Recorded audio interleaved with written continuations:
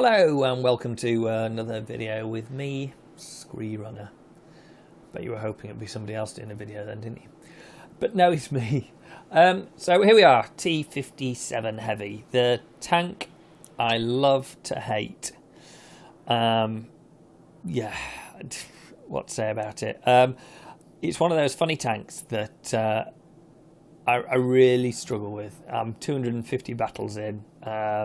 I've managed to get a few first classes, but I found it really team dependent, really tough tank to actually to play well, especially to fully carry because of that reload. So as we know, it's got that funny oscillating turret with very little armor, but some interesting angles on it, and the autoloader, so the 3-clip autoloader, which I think we're going to be go down to and talk about a little bit more in a second. But basically, it's a clip of 3.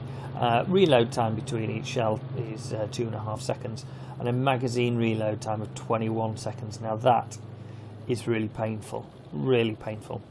Positives are the penetration values are awesome on this tank. So if you get yourself into a frontish line brawl, you can pretty much pen with every shot. I mean, your AP has got 271 mil of penetration. I mean, that's awesome. You hardly ever need your heat with 374, which is just ridiculous. And then your high explosive is 66. Always worth packing a few HE shells, because they put out an average of 515 damage, HP damage. So if you've got a full clip of those and you've got to go and face down something like a waffle tractor or a grill at the end of a game, 3 shells into them and you'd be lucky to do a minimum of 1500 damage, because invariably one of those shells will also set a fire going, or you'd like to think so. So, it's got a massive punch to it, this tank. It's just that reload and the armor profile, which really isn't the best. Turret traverse, great, and general traverse is good. It's quite a mobile tank. But here we are in Armor Inspector, and this is an E100 firing frontally on our T57. And you see the upper part of the turret of the oscillation is quite good until you turn it, and then it presents quite a nice big flat bit of green to shoot into. But frontally, it's a bit trollish. Those lower cheeks though on the turret are a real soft spot, as is the lower glacis, like on the majority of tanks in Blitz. From the side, there's no armour to talk about. From the rear, there's no armour to talk about, unless they manage to get a very strange bounce on the underside of your turret. HE, just like all the American tanks, it's very prone to HE from the rear. Very thin armour at the rear. So whether that be the E3, the E4, or the M103, or the T30, none of them have got decent rear armour to try and absorb some HE. Here we are, a grill shooting on from the front. As you can see, there's a lot of green, and if we change to a Jag Tiger E100, you might as well not even have a turret, any metal on that turret. You might as well just have a gun and some fresh air. So it's not got the best armor profile, but you can work it, and you'll see you do get bounces off it.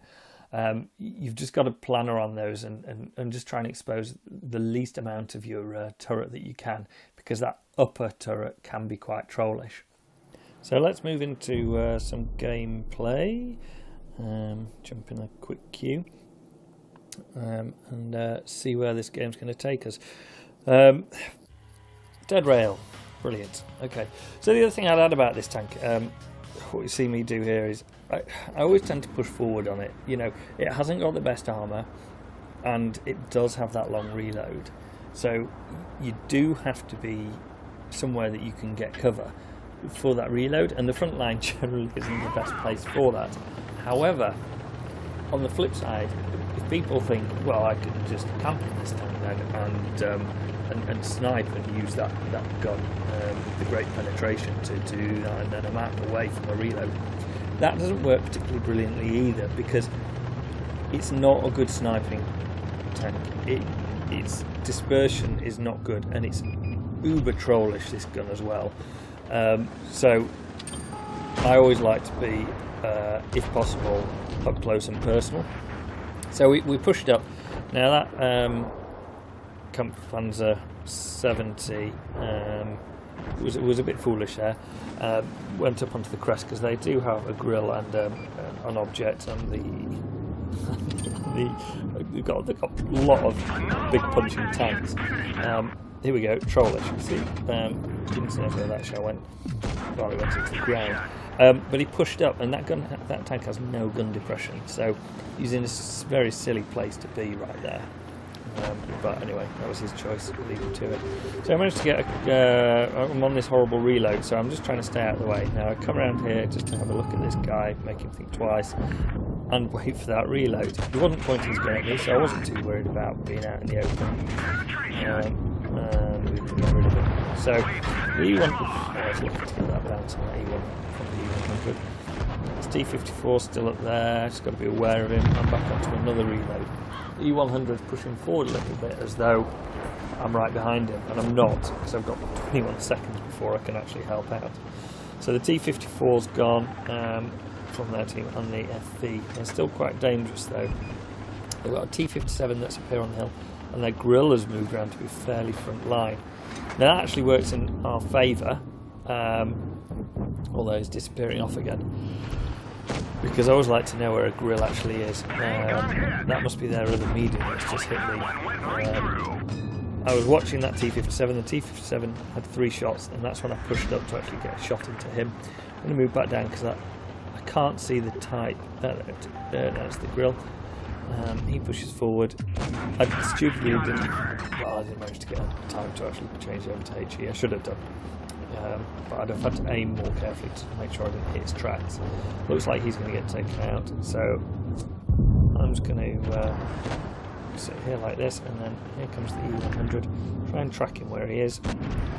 See, even from there, no real issue with penetration, which is really good. Hopefully our TDs will take him out. That's good. And that means that I can safely pull back down here out of the way of this object, and T57 that's still on the hell crest. Now am I going to get my maximum roll? Yep, very nice, thank you. So I've got 2 in the bank here. Now I've been really lucky because RTDs have just totally backed me up, and that's given me the breathing space to actually reload. If I didn't have those guys behind me and the Reds had pushed, I'd have been doomed, and that is the problem with this tank. It really is team dependent. There he is. See if I can track him, keep him stuck there so I can dispose of him. Brilliant. Oh, pesky type again. Now this type should have moved. I mean, I don't. It's obviously, yeah, it's a paper tank, but could have used his mobility to come out and actually cause us some problems to our spawn. Instead, just decided to sit and snipe. So not the best of play by him. So we are now. I'm talking about masteries and bits and pieces. This hasn't really been an amazing game. I've not really done anything special. I've done some consistent damage, and I've done some spotting for the team. Just pushing up because he's got shots here. But I didn't really do anything special. I've been trying so hard to master this tank. I'm failing miserably. But then when it comes down to it, this morning I decided, I'll have a quick game. Shall I record it? Might as well. Recorded it and I get a mastery. So it's funny, strange things happen when you least expect them on the games that you don't think. Now here we go. Breaking news as well. Prince William is to be Prince Harry's best man at the wedding. So Gruff from Vanguard will be overjoyed to hear that. He's a massive royal fan. I don't think he'll mind me saying that. So yeah, he'll be glued to the television that day when it's on. So there we go. T57 mastery, relatively simple. Thanks for watching.